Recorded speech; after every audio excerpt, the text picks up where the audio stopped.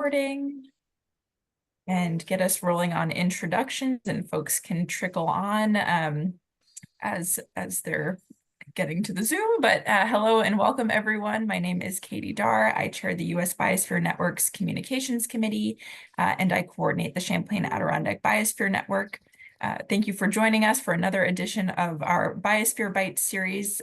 This is a dedicated space to support learning and exchange across the U.S. and world network of biosphere reserves and across our national and international networks. These are 30-minute talks that take place every other week and cover a broad range of topics, but all of them highlight the important work being done to improve human connection to nature and make progress towards sustainable development in biosphere regions. These talks are recorded and will be posted on the U.S. Biosphere Network's YouTube page. So feel free to share this with other folks who can attend live or revisit if you have desire to do so. Our usual Zoom housekeeping: please keep yourself on mute if you're not presenting or asking a question during the Q&A. As our speakers are presenting, you can put questions that you might have in the chat, and we can make sure we get to those once we start that discussion period.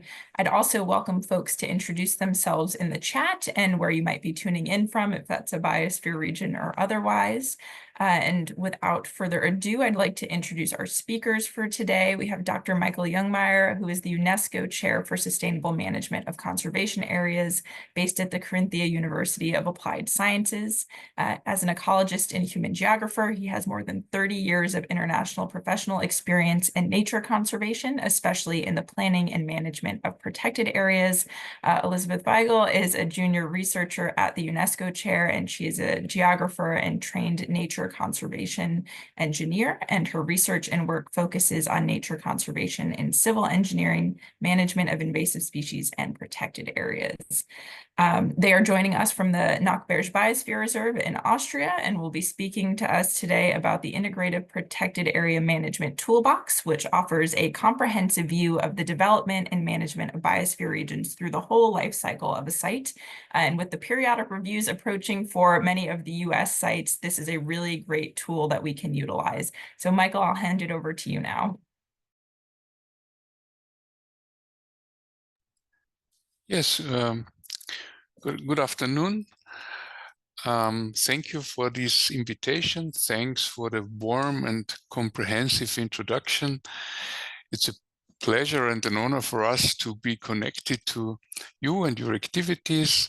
We have met in different places, in different discussions. We had Kelly already invited in our Biosphere Bites, which we call brown bag session. So it's great to continue this exchange. My name is Michael Jungmeier, and together with Elisabeth, we want to share with you some of the findings that we compiled in a new toolbox. To be more precise, that we compiled in a relaunched toolbox for the management of conservation areas. And we prepared a small introduction of ourselves so that you will see our context, where we come from and where our ideas are generated. And secondly, we will have a look into this toolbox. On the first slide, which appears right now, we can indicate where we are at the moment. We are in the center of Europe, Austria, this tiny country that looks a little bit like a steak, and we are in the southernmost part of Austria, which is Carinthia, bordering to Slovenia and to Italy. We are in 20 minutes, we're in Italy, and in 20 minutes, we're in Slovenia. It's a University of Applied Sciences, the Carinthian University of Applied Sciences, and it's my honor to be appointed as a UNESCO Chair for Sustainable Management of Conservation Areas. You see on the left-hand side the research group that is working in this context. It is an interdisciplinary research group that tries to have a good understanding of the principles that we see and that occur in managing and planning conservation areas. As indicated in the introduction, I had the possibility for 30 years to work practically and technically in consulting and planning different parks internationally. That means in Austria, in the Alps, in Europe, and also beyond Europe. Since we are Austrian, we were mainly competitive in these international consortia in mountain areas. So we worked and planned in mountain areas such as the Caucasus, the Köpenick, the Himalayan region, but also in Africa, for example, in the highlands. And all these experiences are now compiled in the work of this UNESCO Chair. It is our, we go to the next slide.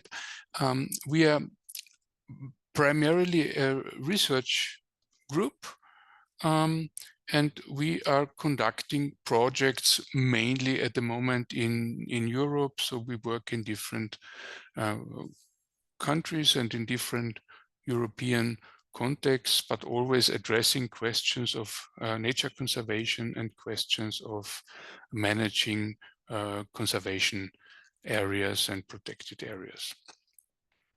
In the next slide, I also want to share with you that we offer specific educational courses. On one hand, it's like certificate courses, for example, for nature conservation engineers. This is for colleagues who practically and technically implement conservation activities. We found out there is a significant gap between theory and practical implementation, and our students, they definitely learn how to practically conduct one or the other implementation project and implementation activity. This was a little bit too fast, but it does not matter. The core educational offer is this International Master in Management of Conservation Areas. This master has been conducted for 20 years right now. It's a master in further education. And this means that we have the possibility to work with people who are already in job. So not with young students only, but with people who have 10, 20 years of experiences in the parks. They come with their experiences, with their findings, or also with their tools, so to say, and we can use this in this international master program. This program is starting every second year. On the next slide, we indicate one of our products that we work on and that we deliver. This is a recently published framework for monitoring of biodiversity in protected areas and OECMs. Of course, significantly related also to biosphere reserves. We found out that conducting monitoring programs is, of course, a task and a problem in all the parks of the world. The problems are very similar.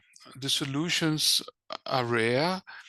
And in a large-scale project with some 200 experts, mainly from the network of IUCN, we developed this framework for monitoring of biodiversity in the context of park management. This has been published in April, and for us it was interesting because we presented this online and we had so many guests that the server of IUCN crashed. So we had to do it a second time, and it was necessary for them to extend the capacities for this presentation. And we got a lot of contacts and feedbacks related to this publication. It's one example of the work we do. And on the next slide, I will come to this toolbox.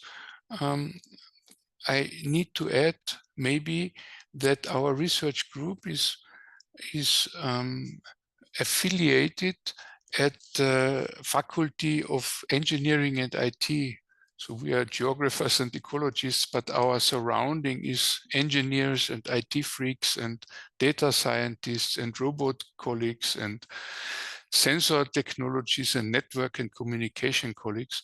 So we have the possibility to link our demands into these technical devices and technologies and possibilities, and we try to digitize the work we are doing in managing parks as much as possible.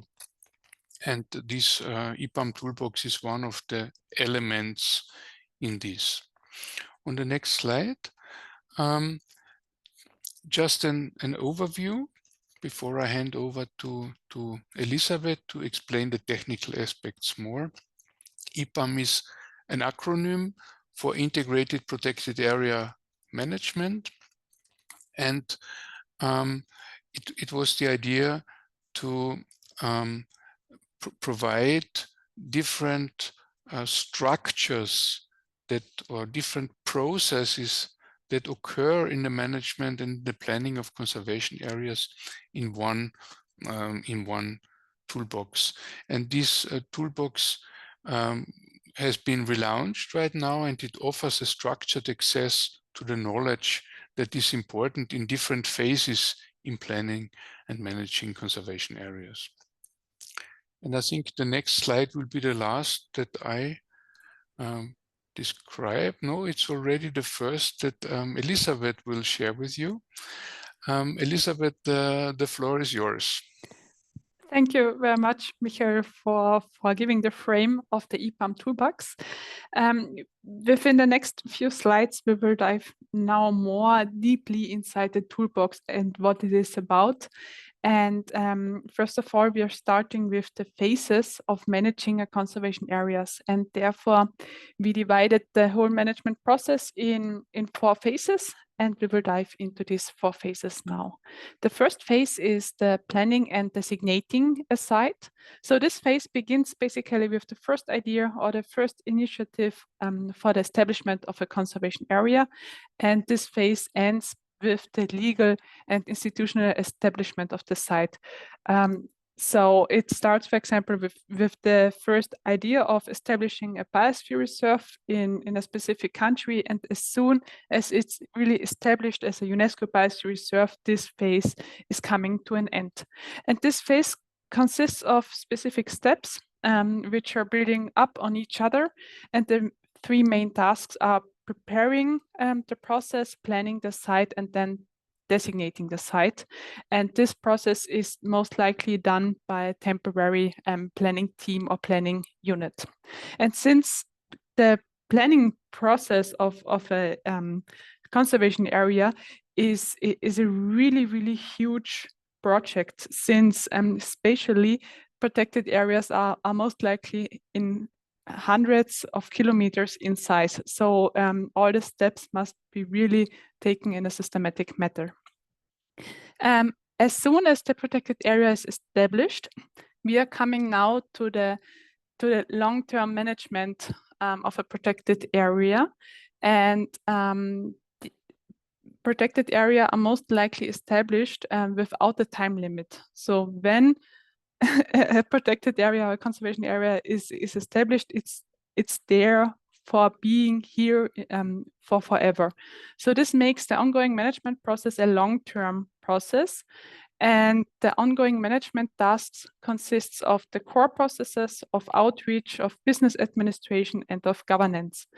And therefore, the day-to-day management is always done by a permanent management team, which is working on basis of a management plan which can be annually, or it can be a 5-year 10 or a 10-year 10 plan.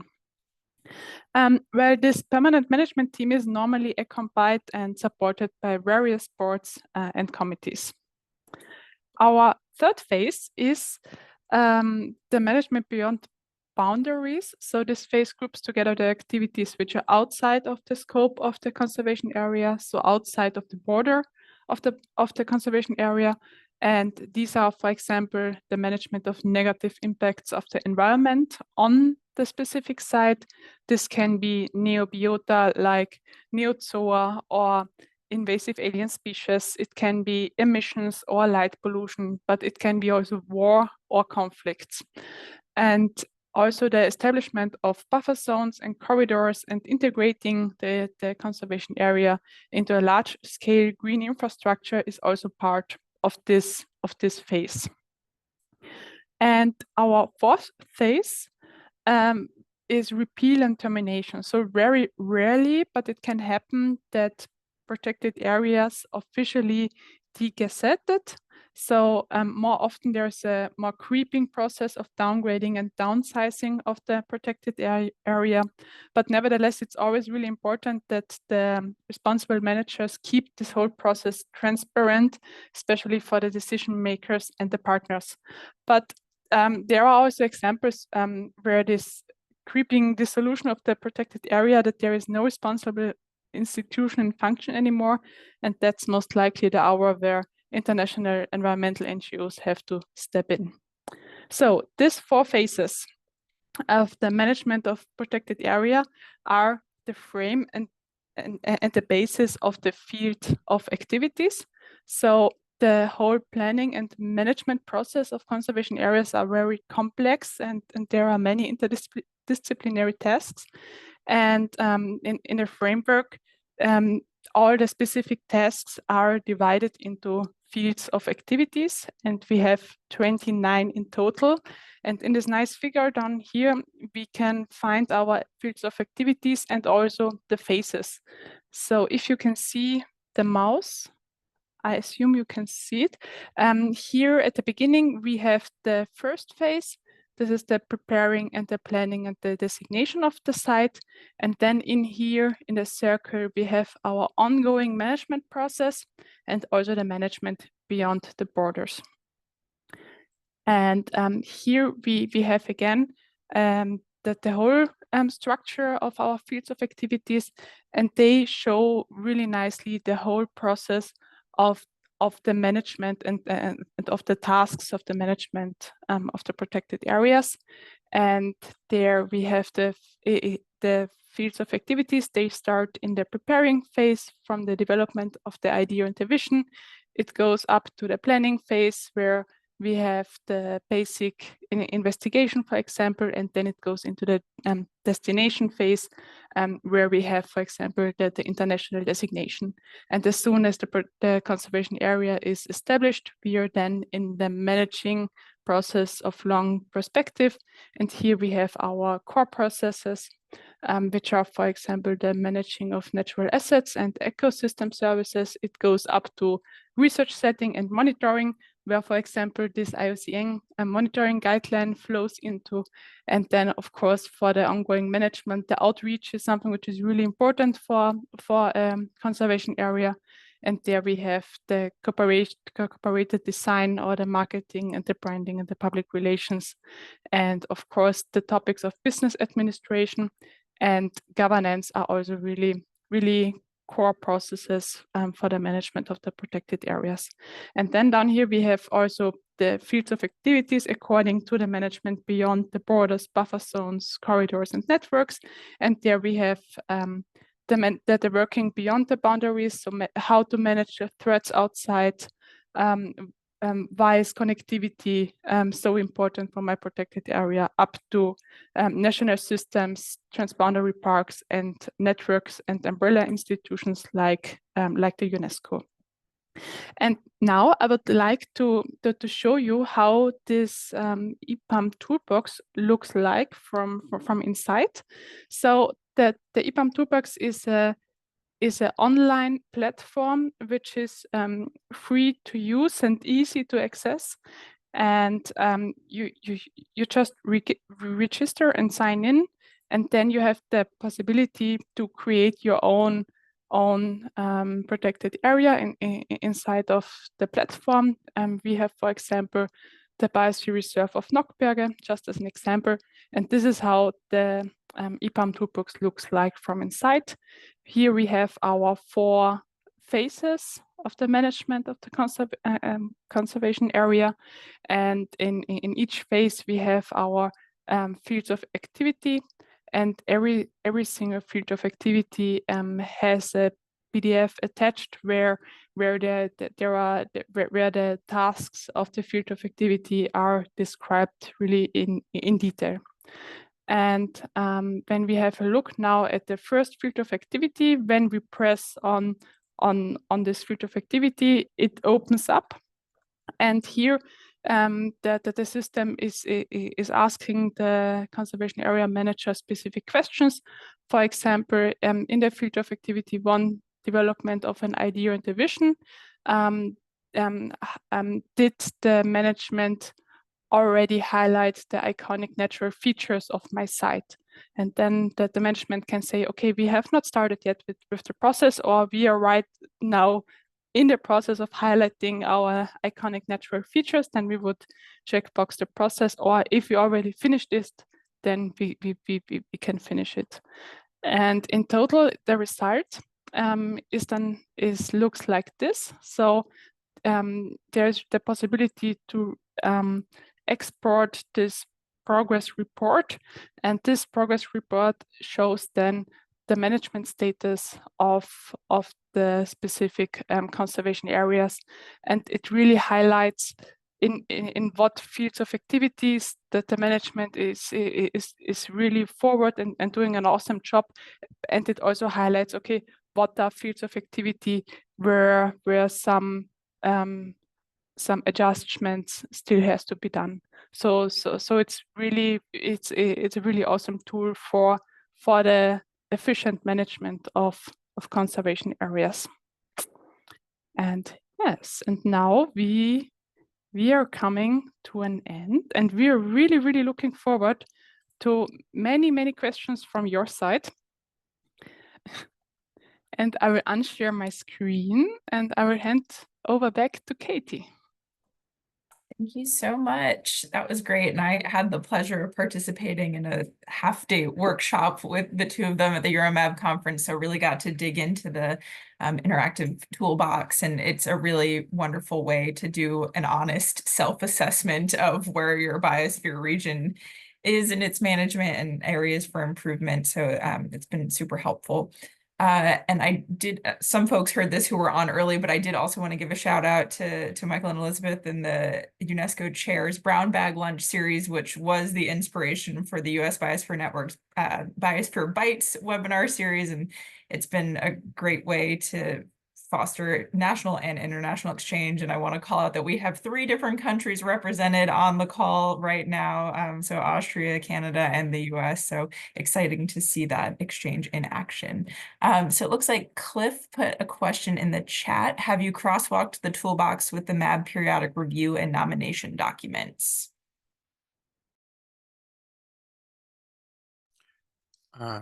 Thank you for the question. The idea of the toolbox definitely is that these principal steps, they can be used for any type of conservation areas. So you can use it for very small local site, and you can use it for a large World Heritage Site or Biosphere Reserve, because the principle is always the same, but the way to elaborate, of course, is different. And definitely, yes, we used this toolbox also in the context of biosphere reserves. So we planned different ones, and we were also involved in evaluation processes. And in this case, the toolbox provides the structure just for the self-reflection. So it is not a tool to evaluate someone else or to cross-check did they did a good job, because you can always cheat, but if you're honest with yourself, you get a very nice picture. And you can use this in workshop setting, for example, also with stakeholders. You ask them, do we have this or don't we have this? And you can create also a joint picture quite easily.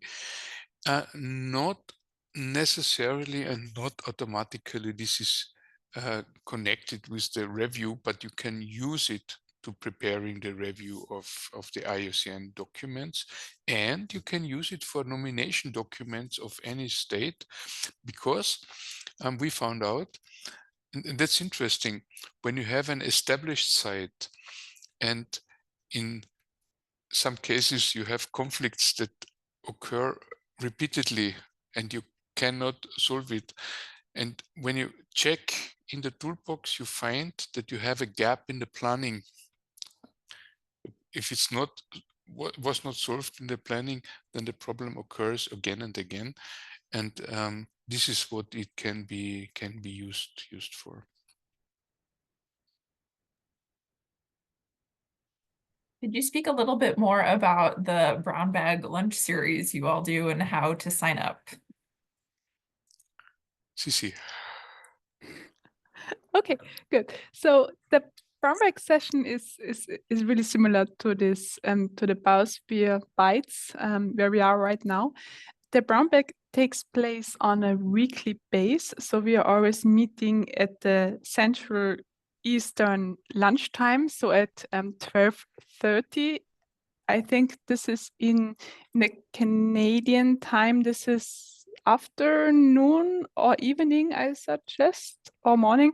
I'm not really good with time zones, but in general, you can just write us an email and we put you on the mailing list. We are sending out the invitations every week, and if you join us on our LinkedIn page, our UNESCO Chair for the Sustainable Management of Conservation Areas, we have a really active LinkedIn page, and there we are always posting the presenters. And we every week we are inviting experts from all over Europe and all over the world to different topics every week. So you are more than welcome. I will post the links in the chat. So for many years we have the same Zoom link. So once you have the Zoom link, you're invited automatically. You can enter automatically. It's always the same channel. It's always the same time, and it's always the same day of the week. For us, it has become a nice routine because we have sometimes lunch together, and we're in the brown bag session. We have exciting guests. And we have the possibility to exchange on this very small format. And we see one colleague who wants to be invited. Yes, you will definitely be Executive Director Biosphere Canada, CA. Any other questions for our speakers?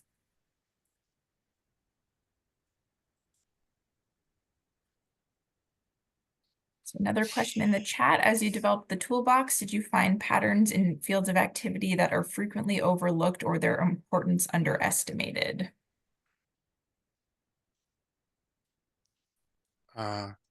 Yes. So the toolbox was developed in two steps. One was in the early years of 2000, 2003, 4, and 5, when there was a large European project, and we tried to find this structure. You saw that the toolbox is some way of structuring the whole work and put it into boxes that you can operate. And we found out that there is much more boxes needed for these stakeholder matters. And we found out that there is much more stakeholders than you think about. And so in these early years, I think that that we found out that these stakeholder boxes turned out to be quite important. This has been in place in practice. We worked with it for many years, and we added two fields of activity, two phases definitely, that are new and that are always overlooked.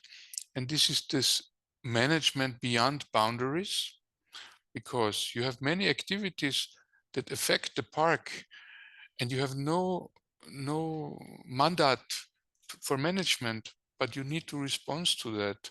One example was mentioned by Elisabeth. You're on a river and you see the neobiota coming stepwise towards the park.